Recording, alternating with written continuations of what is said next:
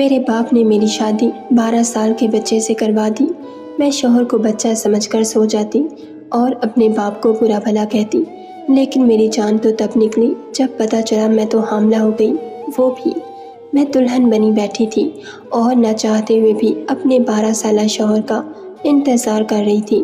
میرے دل میں کوئی ارمان نہ تھے، بلکہ مجھے تو اپنے باپ پر شدید غصہ آ رہا تھا، جس نے اپنی بیماری کی وجہ سے میری شادی یہ سوچ کر ایک 12 سالہ بچے سے کروا دی تھی کہ کم سے کم میں اس کے بننے سے پہلے اپنے گھر کی ہو جاؤں گی۔ لیکن پتہ نہیں کیوں میرے باپ نے ایک دفعہ بھی میرے جذبات کے بارے میں نہ سوچا تھا۔ ایک 12 سالہ بچہ مجھ جیسی 20 سالہ جوان لڑکی کو کیسے کوئی خوشی دے سکتا تھا؟ میں جوان تھی، خوبصورت تھی، بہت سے لڑکے تھے جو مجھ سے شادی کے خواہش مند تھے، لیکن میرے باپ نے ایک 12 سالہ بچے کو میرے لیے چن کر میری زندگی برباد کر دی تھی۔ نہ ہی ابا نے میرے جذبات کی پرواہ کی تھی اور نہ ہی میری خواہشات کا کوئی خیال رکھا تھا۔ یہی سوچ سوچ کر میرا سر پھٹ رہا تھا کہ میں اس بے جوڑ رشتے کے ساتھ ساری زندگی کیسے گزاروں گی۔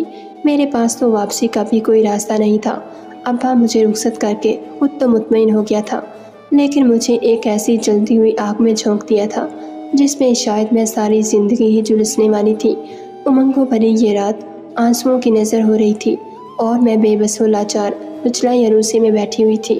میں اپنی ہی سوچوں میں گم تھی کہ کمرے کا دروازہ کھلا۔ مجھے لگا تھا کہ میرا شوہر آیا ہوگا، لیکن ایک 17-18 سال کی لڑکی میرے پاس چلی آئی۔ میں اپنے سسرال میں کسی کو بھی نہیں جانتی تھی، اسی لیے اس بات سے بھی انجان تھی کہ یہ لڑکی کون ہے۔ اس کی نظریں میرے وجود پر جمی ہوئی تھیں۔ وہ میرے سامنے ہی بیٹھ گئی اور میرے ہاتھوں کو اپنے ہاتھوں میں تھام کر کہنے لگی، تم کتنی خوبصورت ہو لیلا، تمہارے ہاتھ پاؤں کتنے نرم و نازک ہیں، تمہیں تو کوئی شہزادہ مل سکتا تھا، لیکن تمہارے باپ نے تمہیں میرے 12 سالہ بھائی کے ساتھ رخصت کر کے تم پر بڑا ظلم ڈھایا ہے۔ اس لڑکی کی باتیں سن کر مجھے اندازہ ہو گیا تھا کہ وہ میری نند ہے۔ وہ روایتی نندوں والا کردار ادا نہیں کر رہی تھی، بلکہ اس کے ہر انداز میں میرے لیے محبت تھی۔ اس کی باتوں نے میری آنکھوں کے گوشے نم کر دیے اور میں نے بنا کچھ کہے چند آنسو بہا کر بے مول کر دیے۔ اس لڑکی نے جلدی سے میرے آنسو پونچھے اور کہنے لگی، رونے کی کوئی بات نہیں ہے لیلا، میں تمہارے ساتھ ہوں، میرا بھائی بھی برا نہیں ہے، وہ بھی تمہارا خیال رکھے گا، بس وہ ابھی بچہ ہے اور میرے باپ نے تمہارے ابا کی دوستی کی خاطر تم دونوں کو اس رشتے میں باندھ دیا ہے۔ تم کچھ وقت اس کے ساتھ اس رشتے کو نبھا لو، پھر ہم کوئی تدبیر کریں گے اور میں تمہیں اس بے جوڑ رشتے سے آزادی دلوا دوں گی۔ اس لڑکی کی باتیں سن کر مجھے جینے کی نئی امید مل گئی تھی۔ میں سوچ رہی تھی کہ میں تنہا نہیں ہوں۔ واقعی اگر مجھے اس رشتے سے آزادی مل جاتی تو میں اپنی مرضی سے اپنی زندگی گزار سکتی تھی۔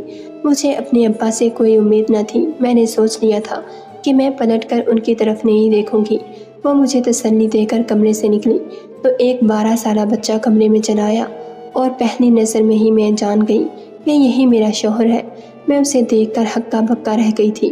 اگر میرا کوئی بھائی ہوتا تو شاید وہ بالکل اس جیسا ہی ہوتا۔ وہ میرے قریب آ کر بیٹھا اور بے اختیار ہی میری چوڑیوں سے کھیلتا ہوا کہنے لگا کہ مجھے سرخ رنگ کی چوڑیاں بہت پسند ہیں، یہ تو آپ کی کوری کوری کلائیوں پر بہت جچ رہی ہیں۔ میں نے گھبرا کر اپنے ہاتھ پیچھے کھینچ لیے۔ بھلے ہی وہ 12 سال کا بچہ تھا، لیکن میرا شوہر تھا، اور یہی سوچ کر مجھے کچھ گھبراہٹ ہو رہی تھی۔ میری اس حرکت پر اس نے مسکرا کر میری طرف دیکھا اور کہنے لگا کہ لیلا، آپ تو ایسے ڈر رہی ہیں جیسے میں آپ کو کھا جاؤں گا، آپ میری بیوی ہیں، کیا آپ کو معلوم نہیں؟ ایک 12 سالہ بچے کے منہ سے اپنے لیے بیوی کا لفظ سن کر میرے دل میں ٹیس سی اٹھی تھی، لیکن میں خاموش ہو گئی اور پھر میں نے کہا کہ میں بہت زیادہ تھک گئی ہوں اور لباس تبدیل کر کے سونا چاہتی ہوں۔ اس نے کوئی اعتراض نہ کیا اور میں جلدی سے غسل خانے میں گھس گئی۔ کتنی ہی دیر میں شاور کھول کر نیچے کھڑی اپنے آنسوؤں کو پانی کے ساتھ ملاتی رہی اور اپنے دل کو ہلکا کرتی رہی۔ مجھے یوں ہی شاور کے نیچے کھڑے کافی دیر گزر گئی تھی اور پھر اچانک ایسا لگا جیسے کسی کی نظریں میرے وجود پر جمی ہوں۔ میں نے گھبرا کر ادھر ادھر دیکھا، لیکن یہ ایک اٹیچ باتھ تھا اور اس میں ایسی کوئی کھڑکی نہیں تھی کہ کوئی باہر سے مجھے دیکھ سکتا۔ تو کیا کمرے میں سے کوئی مجھے دیکھ رہا تھا؟ لیکن کون؟ کمرے میں تو صرف حماد تھا۔ میں بہت زیادہ پریشان ہو گئی۔ میں نے جلدی سے لباس تبدیل کیا اور غسل خانے سے باہر نکلی۔ تو میرا شوہر حماد بستر پر گہری نیند میں سویا ہوا تھا۔ اسے سوتا دیکھ کر مجھے یقین ہو گیا کہ مجھے وہم ہوا تھا۔ اگر حماد سو رہا تھا تو بھلا مجھے کون دیکھ سکتا تھا؟ میں خاموشی سے بیٹھ کے دوسرے کنارے پر لیٹ گئی اور آنکھیں بند کر کے سونے کی کوشش کرنے لگی۔ سارے دن کی تھکن اور رونے دھونے کی وجہ سے میری آنکھیں اس قدر جل رہی تھیں کہ کچھ ہی دیر میں مجھے نیند لگ گئی۔ لیکن آدھی رات کو مجھے کچھ عجیب سا احساس ہوا اور میں نیند میں سے گھبرا کر اٹھ بیٹھی۔ کمرے میں اس قدر اندھیرا تھا کہ مجھے کچھ بھی سمجھ نہیں آ رہا تھا۔ نہ جانے کیوں مجھے نیند میں ایسا محسوس ہوا تھا جیسے کسی نے میرے وجود پر ہاتھ پھیرا ہو۔ بڑی مشکل سے میں نے سائڈ ٹیبل پر رکھے لیمپ کو روشن کیا اور اپنے ساتھ بستر پر پڑے حماد پر نظر ڈالی، جو پہلے کی طرح ہی گہری نیند سو رہا تھا۔ شاید پھر یہ میرا وہم تھا، اسی لیے مجھے ایسا لگا تھا کہ کسی نے مجھے چھونے کی کوشش کی ہے۔ یہی سوچ کر میں نے دوبارہ لیمپ بند کیا اور سو گئی۔ لیکن صبح جب میری آنکھ کھلی تو میرا حلیہ کچھ نامناسب تھا اور ایسا لگ رہا تھا جیسے رات کسی نے میرے ساتھ چھیڑ چھاڑ کی ہو۔ میرا لباس بھی قدرے ڈھلکا ہوا تھا، مگر حماد ہنوز گہری نیند میں تھا۔ میں نے پریشانی کے عالم میں یہاں وہاں نظر ڈالی، لیکن سب کچھ ٹھیک ٹھاک تھا۔ یا مجھے بار بار وہم ہو رہا تھا یا پھر بات کچھ اور ہی تھی۔ ایک عجیب سی پریشانی نے مجھے گھیرا تھا۔ میں تھوڑی دیر میں فریش ہو کر کمرے سے باہر نکلی تو سامنے ہی ڈائننگ ٹیبل پر حماد کے ابا یعنی میرے سسر بیٹھے ہوئے تھے۔ مجھے دیکھتے ہی انہوں نے سر سے پاؤں تک مجھے اپنی نظروں کے حصار میں لیا اور مسکرا کر کہنے لگے، آؤ نینا، میں تمہارا ہی انتظار کر رہا تھا، چلو میرے ساتھ بیٹھ کر ناشتہ کر لو۔ میرے سسر نے ایک کرسی کھینچ کر اپنے قریب کی اور مجھے بیٹھنے کا اشارہ کیا تو مجھے کچھ عجیب سا لگا۔ ایسا نہیں تھا کہ میں اپنے سسر کو پہلی دفعہ دیکھ رہی تھی، میں انہیں اچھی طرح جانتی تھی۔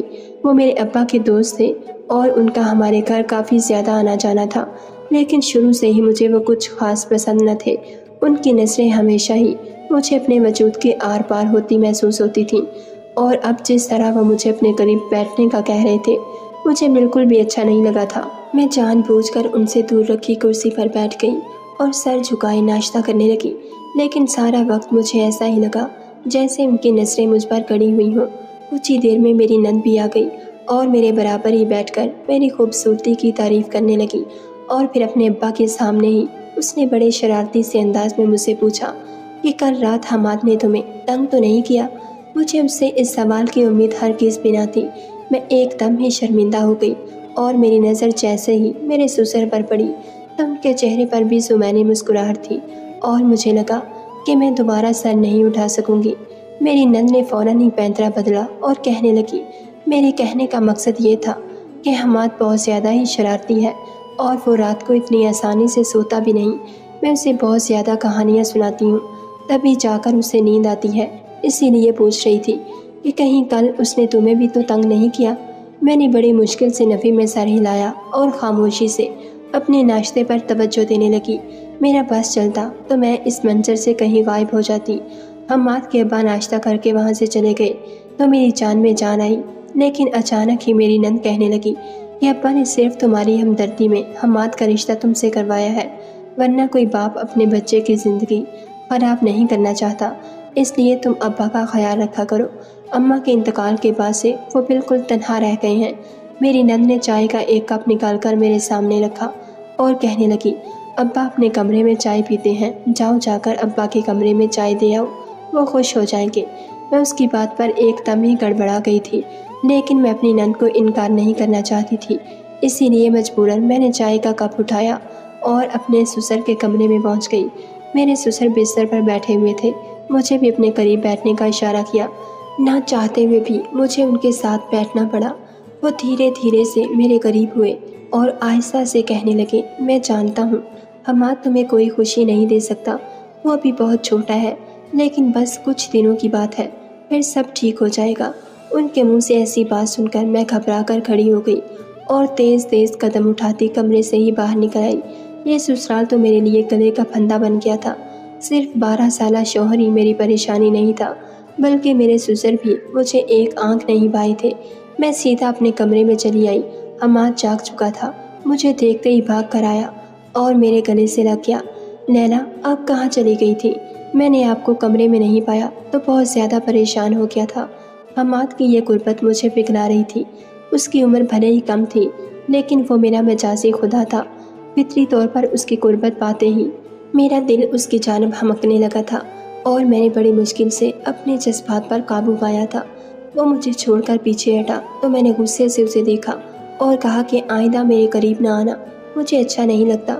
میری بات پر اس کے چہرے کا رنگ بدل گیا اور اس سے پہلے وہ کچھ کہتا میری نند کمرے میں چلی آئی اور حماد پر غصہ کرنے لگی کہ وہ اتنی دیر سے کیوں اٹھا ہے، اس کے امتحان قریب ہیں، اسے پڑھائی پر توجہ دینی چاہیے۔ وہ ڈانٹ ٹپٹ کرتی حماد کو اپنے ساتھ لے گئی۔ میرا سارا دن مستقبل کی سوچوں کی فکر میں ہی گزر گیا۔ میری بھوک پیاس سب اٹھ چکی تھی۔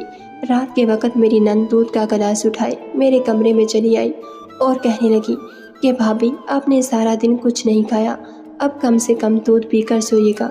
مجھے بے ساختہ ہی اپنی نند ہینا پر پیار آ گیا۔ وہ عمر میں مجھ سے چھوٹی تھی لیکن اس کے باوجود میرا بہت خیال رکھ رہی تھی۔ میں نے اس کے ہاتھ سے دودھ کا گلاس لیا اور اس کی خوشی کی خاطر دودھ پی لیا۔ حماد بھی کمرے میں آ گیا تھا، اس نے بھی ایک گلاس دودھ پیا اور سونے کے لیے لیٹ گیا۔ ایسا لگ رہا تھا جیسے وہ مجھ سے ناراض ہو۔ اس نے ایک نظر بھی میری طرف نہیں دیکھا تھا۔ میں بھی سکون سے سونے کے لیے لیٹ گئی اور پھر جب اگلی صبح میری آنکھ کھلی تو بستر کی چادر نیچے پڑی ہوئی تھی۔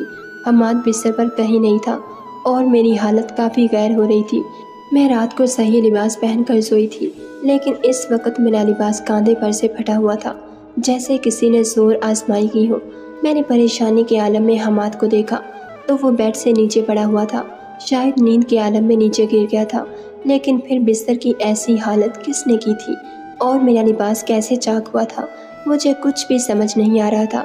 میں نے جلدی سے اٹھ کر اپنا لباس تبدیل کیا اور بستر کی حالت بہتر کر کے حماد کو ہلایا تو وہ گہری نیند میں سے بمشکل آنکھیں کھول کر مجھے دیکھنے لگا۔ میں نے اسے بستر پر واپس کیا اور پھر خود بھی بستر پر ہی بیٹھ گئی۔ میں دونوں ہاتھوں کی انگلیاں آپس میں الجھائے پریشانی کے عالم میں بیٹھی ہوئی تھی۔ یہ سب کیا ہو رہا تھا؟ حماد ایک 12 سالہ بچہ تھا اور مجھے یقین تھا کہ وہ میرے ساتھ کوئی ایسی ویسی حرکت نہیں کر سکتا، لیکن اگر حماد نے میرے ساتھ کچھ غلط نہیں کیا تھا تو پھر یہ سب کیسے ہو رہا تھا؟ کافی دیر اسی طرح اپنی سوچوں میں الجھنے کے بعد میں کمرے سے باہر نکلی تو مجھے ایسا محسوس ہوا جیسے کوئی میرے دروازے کے ساتھ لگ کر کھڑا تھا اور میرے دروازہ کھولتے ہی چھپ گیا۔ میں نے ایک سائے کو تیزی سے دور ہوتے دیکھا تھا اور اس بات نے میرے شک کو یقین میں بدل دیا تھا۔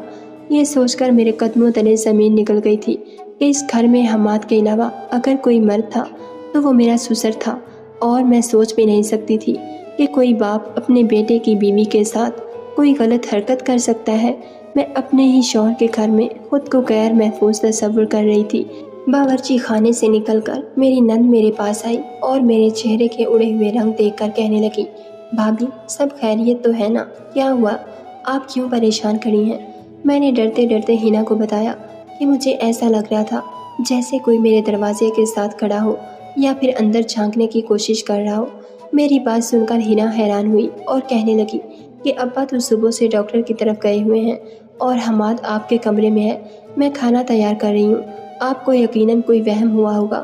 میں نے ہینا کو یقین دلانے کی کوشش کی کہ میں نے خود کوئی سایہ سا دیکھا تھا، لیکن ہینا کو میری بات پر یقین نہ آیا۔ وہ یہی کہہ رہی تھی کہ گھر میں اس کے علاوہ اس وقت اور کوئی نہیں۔ حماد کو امتحانات سے ایک ہفتہ پہلے ہی اسکول سے چھٹیاں ملی تھیں اور آج اس کی آخری چھٹی تھی۔ ہینا مجھے بتانے لگی کہ وہ پڑھائی میں بہت تنگ کرتا ہے اور اب مجھے اسے پڑھانا چاہیے۔ میں نے آہستہ آہستہ اپنی ذمہ داریاں اٹھانی شروع کی اور حماد کو بھی خود پڑھانے لگی۔ میری زیادہ تر یہی کوشش ہوتی کہ میں اپنے کمرے میں رہوں اور اپنے سسر کے ساتھ بات چیت نہ کروں۔ پتہ نہیں کیوں مجھے ان سے خوف محسوس ہوتا تھا۔ دن تیزی سے گزرتے چلے جا رہے تھے۔ حماد کے ساتھ میری کافی اچھی دوستی ہو گئی تھی۔ وہ میرے قریب بھی آتا تو مجھے گھبراہٹ یا بے چینی نہ ہوتی، بلکہ میں محبت سے اس کے ساتھ پیش آتی۔ وہ ایک بن ماں کا بچہ تھا اور یہی سوچ کر میں آہستہ آہستہ اس کا خیال رکھنے لگی تھی۔ شادی کے بعد چند دن ہی مجھے کچھ غیر معمولی سی حرکتوں کا احساس ہوا تھا، لیکن اب ایسا کچھ بھی نہ تھا اور اسی لیے میں پرسکون ہو کر اپنی زندگی گزار رہی تھی۔ ہینا سے میری کافی زیادہ دوستی ہو گئی تھی۔ وہ واقعی بہت اچھی اور محبت کرنے والی لڑکی تھی۔ اس نے میرا خیال رکھنے اور دلجوئی کرنے میں کوئی کسر نہ چھوڑی تھی۔ دوسری طرف حماد بھی عام بچوں جیسا نہیں تھا، بلکہ وہ مجھے اپنی عمر سے بڑا اور ذمہ دار معلوم ہوتا تھا۔ میری شادی کو یہ دوسرا مہینہ تھا۔ میری طبیعت کچھ خراب رہنے لگی تھی ہر وقت چکر سے محسوس ہوتے، باورچی خانے میں جاتی تو چیزوں کی خوشبو سے جی متلانے لگتا، کھانا دیکھ کر طبیعت خراب ہونے لگتی۔ شروع میں مجھے لگا کہ شاید یہ سب کمزوری اور گرمی کی وجہ سے ہے، لیکن پھر ہر گزرتے دن کے ساتھ میری طبیعت نڈھال ہوتی چلی گئی، اور جب ہینا نے میری طبیعت زیادہ خراب دیکھی تو زبردستی میرا ہاتھ پکڑ کر مجھے اپنے ساتھ ڈاکٹر کے پاس لے گئی۔ ڈاکٹر نے کافی سارے سوالات کرنے کے بعد الٹرا ساؤنڈ کرنے کے لیے بھیجا، اور پھر جب الٹرا ساؤنڈ کی رپورٹ آئی تو میرے سر پر آسمان گر پڑا، کیونکہ میں حاملہ ہو چکی تھی، اور یہی بات میرے لیے ناقابل یقین تھی۔ میرا شوہر ایک 12 سال کا بچہ تھا جس کے ساتھ میرا کوئی تعلق نہیں تھا، تو پھر میں حاملہ کیسے ہو سکتی تھی؟ میں نے گھبرا کر ڈاکٹر سے کہا کہ یقیناً آپ کو کوئی غلط فہمی ہوئی ہے۔ میری بات سن کر ڈاکٹر مسکرائی اور کہنے لگی، آپ کی نئی شادی ہے نا، اسی لیے یہ خبر سن کر آپ تھوڑی پریشان ہو گئی ہیں، لیکن پریشانی کی کوئی بات نہیں، حاملہ ہونا کوئی بیماری تو نہیں، یہ تو خوشی کی بات ہے۔ آپ تو خدا کا شکر ادا کریں کہ شادی کے دوسرے ہی مہینے آپ کی جھولی بھر گئی، ورنہ لوگ تو سالوں سال منتیں مرادیں مانتے ہیں اور پھر بھی اولاد جیسی نعمت سے محروم رہتے ہیں۔ ڈاکٹر نے کچھ دوائیں لکھ کر میرے ہاتھ میں پرچہ تھمایا تو میں حیران و پریشان سی ہینا کے ساتھ باہر نکل آئی۔ اس کے چہرے کی ہوائیاں بھی اڑی ہوئی تھیں اور زبان کو تالا لگ گیا تھا، میری آنکھوں میں آنسو آ رہے تھے۔ میں نے غصے سے ہینا سے کہا کہ یہ سب کیا ہو گیا ہے، میرے اور حماد کے درمیان تو ایسا کچھ بھی نہیں، پھر میں کیسے حاملہ ہو سکتی ہوں؟ میں ہرگز بھی بد کردار عورت نہیں ہوں۔ ہینا نے ایک گہری نظر میرے وجود پر ڈالی اور بنا کچھ کہے مجھے گھر لے آئی۔ سارا راستہ بھی وہ خاموش نہیں تھی، اور مجھے لگ رہا تھا کہ میں اس کی نظروں میں قصوروار ہوں۔ مجھے ڈر تھا کہ اگر وہ بھی میرے کردار پر یقین نہیں کرے گی تو میں کہاں جاؤں گی؟ اپنے سسر سے تو مجھے ہرگز بھی کوئی امید نہ تھی، کہیں یہ بچہ میرے سسر کا تو نہیں؟ یہ خیال آتے ہی میرے پیروں سے جان نکل گئی تھی۔ میں اور ہینا جیسے ہی گھر میں داخل ہوئے تو سامنے ہی میرے سسر بیٹھے تھے۔ انہیں معلوم تھا کہ ہم ڈاکٹر کے پاس گئے ہیں۔ مجھے دیکھتے ہی انہوں نے فوراً میری طبیعت کے بارے میں پوچھا تو میری آنکھوں سے آنسو گرنے لگے، اور ہینا بھی سر پکڑ کر بیٹھ گئی، اور اس نے اپنے باپ کو میرے حاملہ ہونے کی خبر سنا ڈالی، اور مجھے لگا کہ میں شرم سے زمین میں گڑ جاؤں گی۔ اگر یہ بچہ ان کا تھا تب بھی میں کسی کو منہ دکھانے کے لائق نہیں رہی تھی۔ حماد بھی وہیں بیٹھا پڑھائی کر رہا تھا۔ یہ خبر سن کر اس نے بھی مجھے پھٹی پھٹی نگاہوں سے دیکھا تھا۔ وہ بچہ ضرور تھا، لیکن اتنا چھوٹا بھی نہیں تھا کہ اسے لفظ حاملہ کا مطلب سمجھ نہ آتا۔ یہ خبر سنتے ہی میرے سسر غصے میں اٹھ کھڑے ہوئے اور نفرت سے میری طرف دیکھتے ہوئے کہنے لگے کہ میں تو تمہیں بہت نیک اور پارسا سمجھ کر اپنے گھر کی بہو بنا کر لایا تھا۔ میں نے سوچا تھا کہ تمہارے مرتے ہوئے باپ کی آخری خواہش بھی پوری ہو جائے گی اور میرے بن ماں کے بچے کو تمہارا سہارا بھی مل جائے گا، لیکن تم نے تو ہمارے دامن پر داغ لگا دیا ہے۔ یہ کس کا بچہ ہے؟ تم نے کس کے ساتھ گناہ کیا ہے؟ اس سے پہلے کہ میں کوئی جواب دیتی، حماد بیچ میں بول اٹھا اور کہنے لگا کہ ابا، لیلا ایسی نہیں ہے، آپ غلط سمجھ رہے ہیں۔ میں نے حیرت سے حماد کی طرف دیکھا تھا۔ وہ 12 سالہ بچہ آج میری حمایت میں اپنے باپ کے سامنے کھڑا ہو گیا تھا، جبکہ میں نے تو کبھی اسے پورے دل سے اپنا شوہر بھی نہیں مانا تھا۔ حماد کے ابا غصے میں کہنے لگے، پھر تم ہی بتاؤ یہ بچہ کس کا ہے؟ کیا تمہارا ہے؟ ان کے سوال پر حماد خاموش ہو گیا۔ میرے سسر غصے میں یہاں سے وہاں ٹہلنے لگے، اور پھر انہوں نے ایک ایسا فیصلہ کیا جسے سن کر میرے سر پر آسمان گر پڑا۔ وہ حماد سے کہہ رہے تھے کہ ابھی اور اسی وقت اس بدذات لڑکی کو طلاق دو اور اس کو یہاں سے چلتا کرو۔ اس کے ساتھ کی گئی نیکی آج ہمارے گلے کا توق بننے والی ہے۔ طلاق کا لفظ سنتے ہی میری چیخ نکل گئی تھی، اور پھر ایک ایسی بات ہوئی کہ میری روح کانپ گئی۔ میری نند ہینا نے بتا دیا تھا کہ یہ بچہ کس کا ہے، اور اسی بات نے میرے قدموں تلے سے زمین نکال دی تھی۔ وہ جانتی تھی کہ میں کس کے بچے کی ماں بننے والی ہوں، لیکن خوف کے مارے خاموش تھی، اور جب اسے پتا چلا کہ میری زندگی برباد ہو جائے گی تو اس نے سارا سچ بتا دیا۔ وہ روتے ہوئے کہنے لگی کہ وہ ایک لڑکے کو پسند کرتی تھی، اور وہ لڑکا چھپ چھپ کر ملنے کے لیے آیا کرتا تھا۔ ہینا نے اسے پورے گھر کی چابیاں دے رکھی تھیں، لیکن جب میں رخصت ہو کر یہاں آئی تو میری شادی والی رات اس لڑکے نے مجھے دیکھ لیا اور میری خوبصورتی سے بہت زیادہ متاثر ہوا، لیکن ہینا کو ہرگز بھی اندازہ نہیں تھا کہ اس کی نیت خراب ہے۔ اس لڑکے نے گھر کی چابیوں سے فائدہ اٹھا کر شادی کی رات میرے کمرے میں آ کر نہ صرف غسل خانے میں مجھے شاور لیتے دیکھا، بلکہ وہ رات کو میرے ہی کمرے میں چھپ گیا اور موقع پا کر میرے ساتھ دست درازی کرتا رہا، لیکن میری آنکھ کھل گئی اور اسے اندازہ ہوا کہ میں کچی نیند سوتی ہوں۔ اسی لیے اس نے ہنا کو کہا کہ وہ ہم دونوں میاں بیوی کو نیند کی دوا دے کر سلایا کرے تاکہ انہیں ملنے میں آسانی ہو، لیکن در حقیقت وہ اس بات کا فائدہ اٹھا کر مجھے استعمال کرنا چاہتا تھا، اور اس نے ایسا ہی کیا۔ ہنا کو کچھ ہی دنوں میں پتہ چل گیا کہ اس لڑکے نے ہنا کو دھوکہ دے کر مجھے استعمال کیا ہے، اور اسی بات پر ان دونوں کا جھگڑا ہو گیا اور وہ ہنا کو ہمیشہ کے لیے چھوڑ کر چلا گیا۔ لیکن جاتے جاتے میرے دامن میں داغ لگا گیا اور آج میں اسی کے بچے کی ماں بننے والی تھی۔ ہنا نے ہاتھ جوڑ کر مجھ سے معافی مانگی اور اپنے باپ سے التجا کی کہ اس کے گناہ کی سزا مجھے نہ دی جائے۔ اپنی بیٹی کا ساتھ جان کر میرے سسر کی جان نکل گئی تھی۔ حماد مجھے سہارا دے کر کمرے میں لے آیا اور اس نے مجھے تسلی دی کہ وہ میرا ساتھ دے گا اور مجھے کوئی تکلیف نہیں ہونے دے گا۔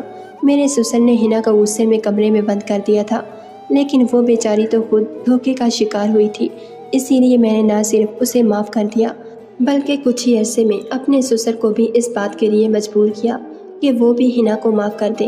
حماد نے جس طرح میرا ساتھ نبھایا تھا، میں نے فیصلہ کر لیا تھا کہ میں اپنی ساری زندگی اسی کے ساتھ گزاروں گی۔ خدا کا کرنا ایسا ہوا تھا کہ میرا بچہ اگلے ہی مہینے میں ضائع ہو گیا تھا، اور پھر میں نے حماد کے ساتھ ایک اچھی زندگی گزارنی شروع کر دی۔ ہمارے ارد گرد ہنا جیسی بہت سی لڑکیاں ہیں جو کچی عمر میں جھوٹی محبت میں پھنس کر نہ صرف اپنی بلکہ اپنے گھر والوں کی زندگی بھی برباد کر دیتی ہیں۔ اس لیے ہمیں چاہیے کہ اپنی بیٹیوں کو صحیح اور غلط کا فرق سمجھائیں اور انہیں ایسے دھوکے باز لوگوں کے چنگل سے بچائیں۔ ناظرین، اگر آپ کو ہماری ویڈیو پسند آئی ہے تو لائک اور شیئر ضرور کیجیے۔